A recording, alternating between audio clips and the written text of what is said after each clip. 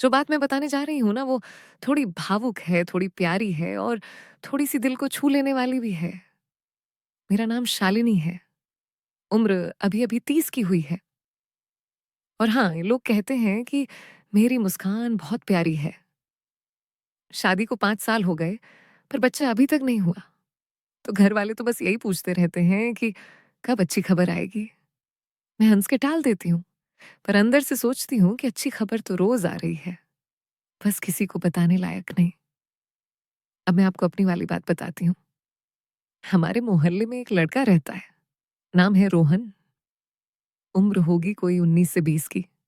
बहुत साधारण सा दिखता है, पर आँखों में एक अलग सी चमक है।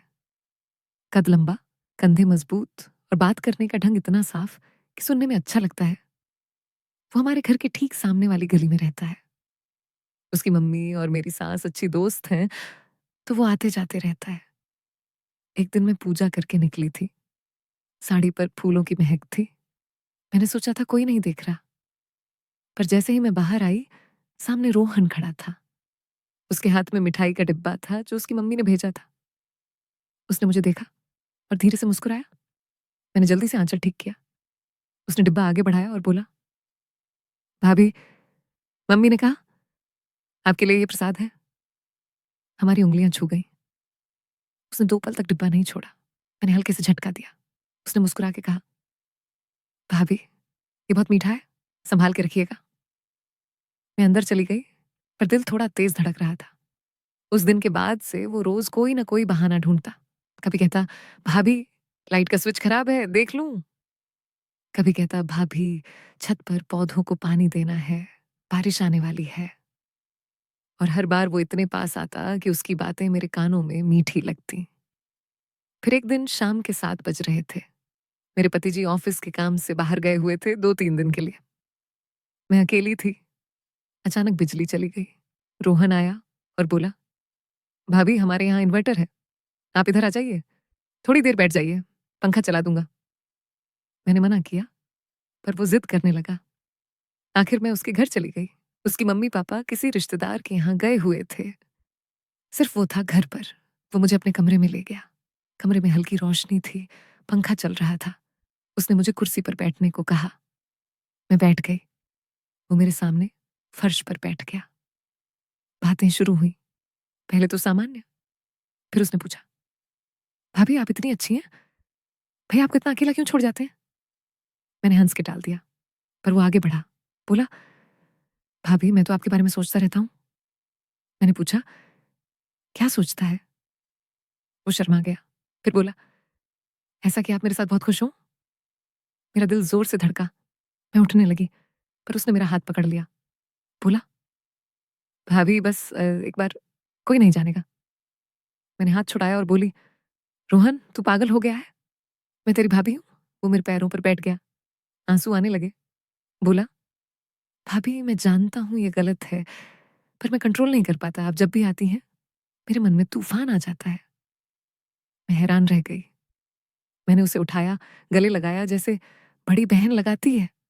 बोली, चुप हो जा, ऐसा कुछ नहीं होगा, तू मेरा छोटा भाई है। इस बार उसने मुझे जोर से नहीं पकड़ा, बस चुपचाप रोता रहा। मैंने उसे धीरे से समझाया। फिर मैं घर आ गई। पूरी रात नींद नहीं आई। अगले 2 दिन वो सामने नहीं आया। मैं परेशान थी।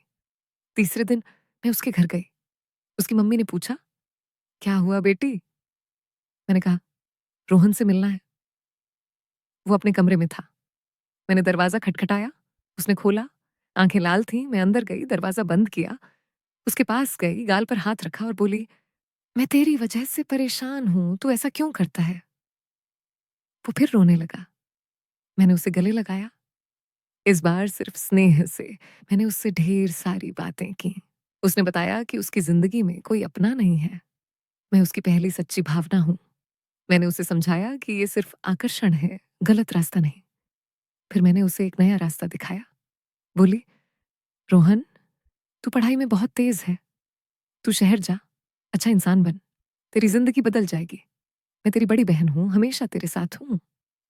उसने मेरी बात मानी, मेहनत की। 2 साल बाद वो अच्छी यूनिवर्सिटी में दाखिला ले आया।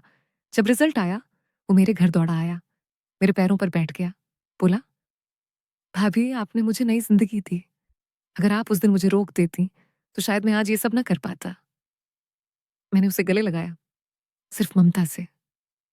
उसकी आँखों में अब कृतज्ञता थी। आज रोहन शहर में है, अच्छी पढ़ाई कर रहा है, कभी-कभी आता है, मेरे पैर छूता है और मेरे बच्चे को खिलौना लाता है। और मैं मुस्कुरा के सोचती हूँ कि अगर मैं उस दिन कमज़ोर पड़ जाती, तो शायद आज ये सब ना होता। तो भाइयों, ये थी मेरी और रोहन की कहानी। जिसको जो समझना है, समझ ले। जो थोड़ा भावुक होना चाहता था, उसे वो मिल गया और जो साफ दिल वाले हैं, उन्हें भी कुछ अच्छा मिला होगा। बस अब मैं चाहती हूँ